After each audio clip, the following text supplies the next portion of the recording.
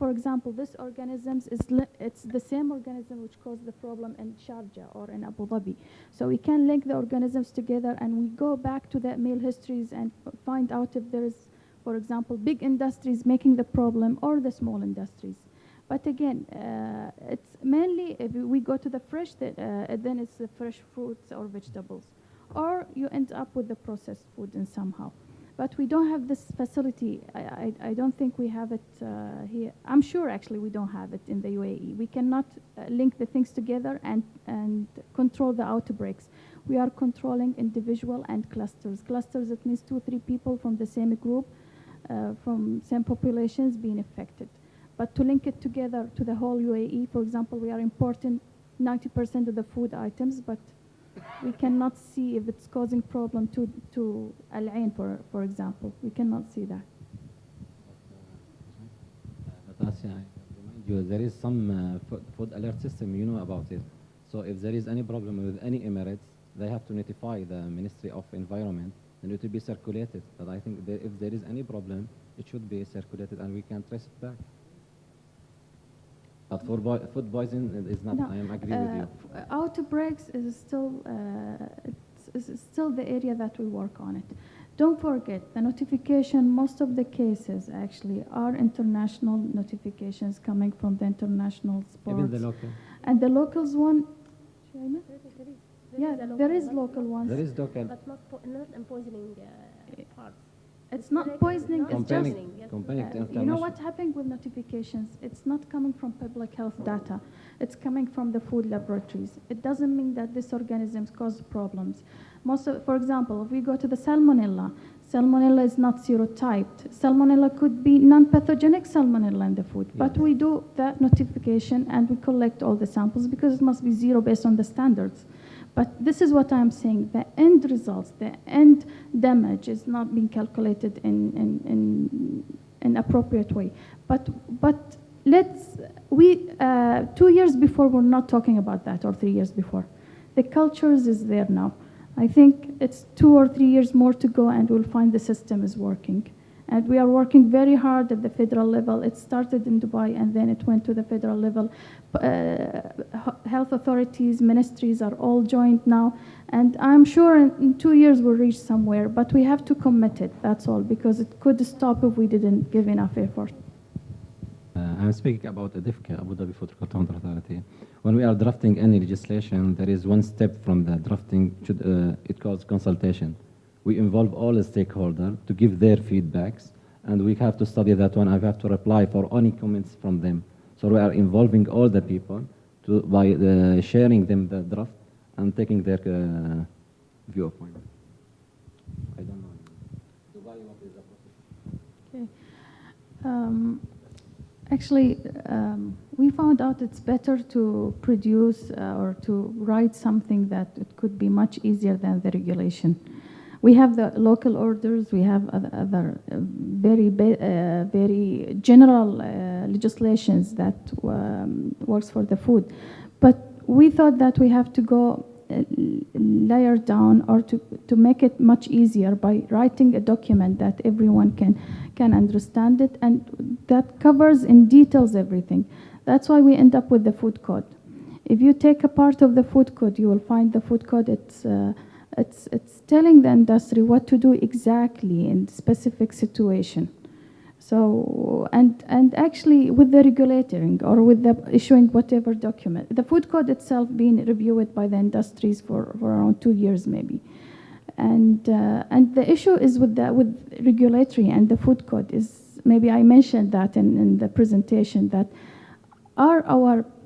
the second layers, the inspectors, are aware about these regulations, know exactly what this regulation could lead to. Are they aware about how to communicate it and how to? We have to work with our teams also, because risk decision making, it's actually a skill. It's not something they just can read it and apply it. No, if you want to make your regulations or whatever you are doing effective, then you have to teach first your staff how to communicate it, how to understand it, how to make it live in the real life. and to open more channels, communication channels with the industry to explain it and to update it wherever is needed. That's beautiful. Sorry, I just wanted to add, I think Asya raises an excellent point, and I think to Andrew's perspective, I don't think there's a dispute that conformity falls in terms of verifying compliance should be the primary objective of the standards organizations. But I think first and foremost, there has to be a clarity and in terms of what the regulations are. There has to be uniformity in its interpretation. And certainly to Asya's point is, the people making that assessment or verification have to have the skill set to ascertain risk in a qualified, science-based manner. And I think this is where we stumble. While everyone knows the objectives and, again, knows what they want to aspire to and get to, but how do we make sure that we're laddering in that direction, i.e., how do we set up the right framework from a regulation perspective, have the right interpretation in place, and the right forms to educate the people who are going to enforce them or implement them, perhaps is a better word in that regard. It's a very, very difficult problem, and it's not just this country that suffers from that problem. Certainly, other countries facing food safety are looking for capacity. You're talking about education and experience, and this takes time. From where do you draw food inspectors? Maybe from a faculty of environmental science or environmental safety. So capacity is a real problem, but then the opportunities for experience, which is really very important, is just as educational as theory, is another problem. So I think another point which has been mentioned earlier today is the multicultural nature of this country. Quite apart from the fact that in fact it is 7 almost separate entities, there is a very major expatriate community which presents challenges for the regulators that have already been mentioned. So building up the scale of the discussion into the GCC, that doesn't go away, because that's the same wherever we go in the Gulf.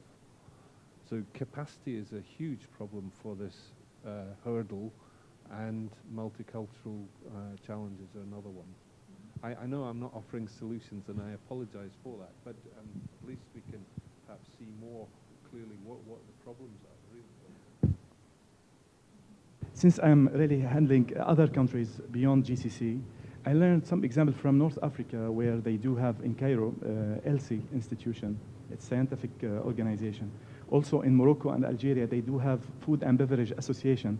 This kind of association, they do really engage all the stakeholders. They really ease the life of the regulatory authority. When new legislation coming, the Association of Food and Beverage, they take that legislation and they distribute it to all their members. And then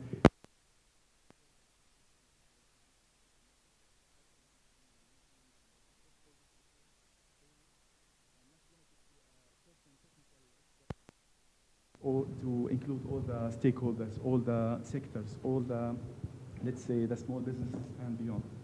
So I believe having such kind of organization here or kind of structure maybe will help in developing the harmonization in the harmonization process of the GCC. Is the nature and use of legislation, I mean, clearly I'm a European, and I'm used to EU regulations. Having lived and worked in this country, I perceive a fundamental and significant difference in terms of what is legislation and how it is used. And I know this is a sensitive area, and I don't want to cause any kind of discomfort to anybody, but as an observation, I would say that legislation here is quite broad and quite open to interpretation. Now that's a generalization, I realize, but I wonder if somehow we could investigate that as an interesting topic of conversation. The nature of legislation and the way it's used. It's fundamental to food safety. It is fundamental, but I think out of the scope here, because it is very broad in its sense, because my other life, I'm also involved in certain other committees which are federal level, and some of them actually do result in legislation. But it's a very different process to what you're talking about in the UK or in Europe. Going to... Sorry? He became US. Yes. What I'm doing, and my role really is provocative, okay, and that's what I'm trying to do, to provoke discussion. And you know, we are privileged to live and work in the Middle East, and it's not for me to question cultural aspects.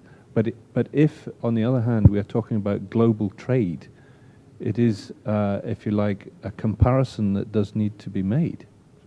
Because we're scientists, and that's what we do: compare, measure, and it's a valid point. It's a valid point, but out of yes.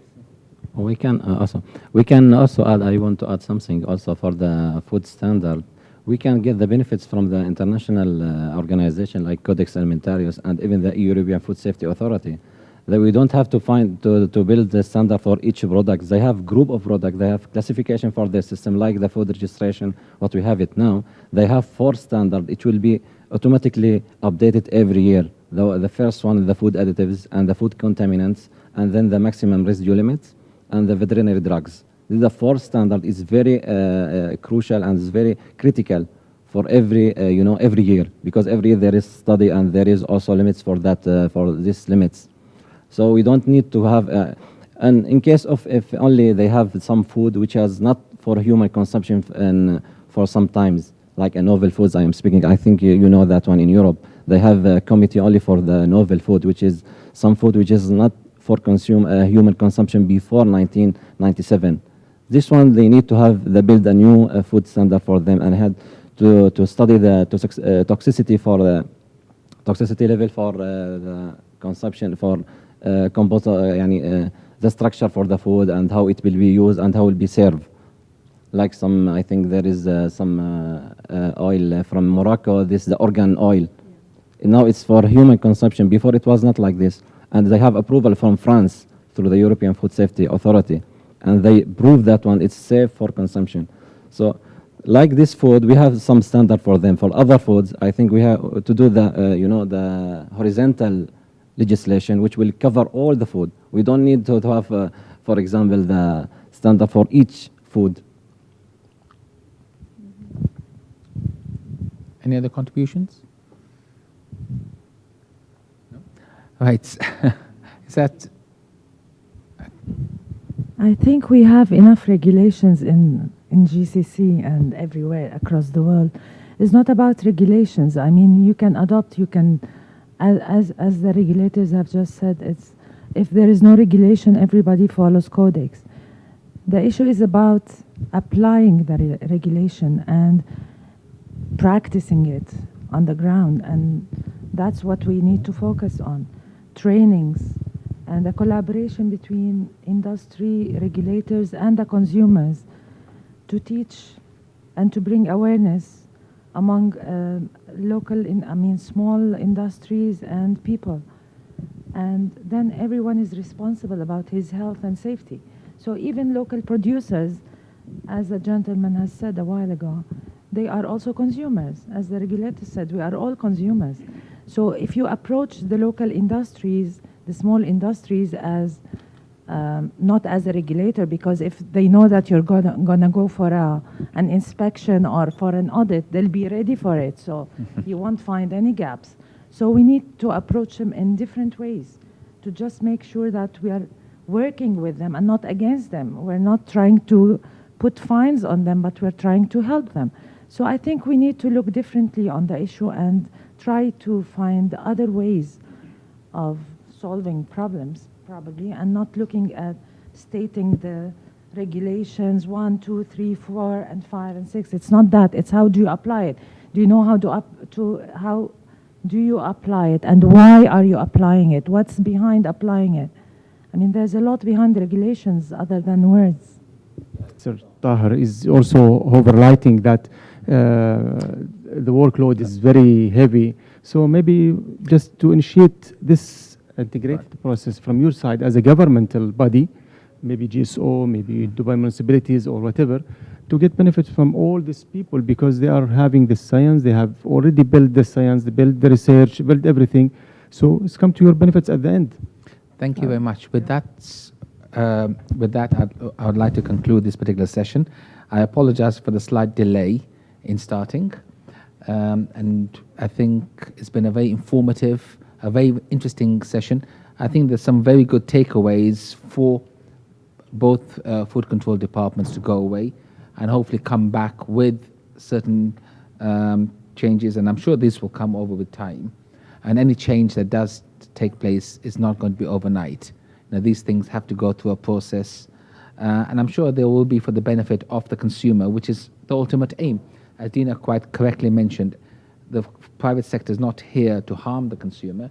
It's because your reputation is at stake. At the same time, the regulator is not here to harm the consumer or the private sector, but to ensure the consumer is looked after. And I think this is what our ultimate aim is, and I think this is the way forward. How we do it is, again, an issue of debate. And it's also an issue of trial and error in a process of learning.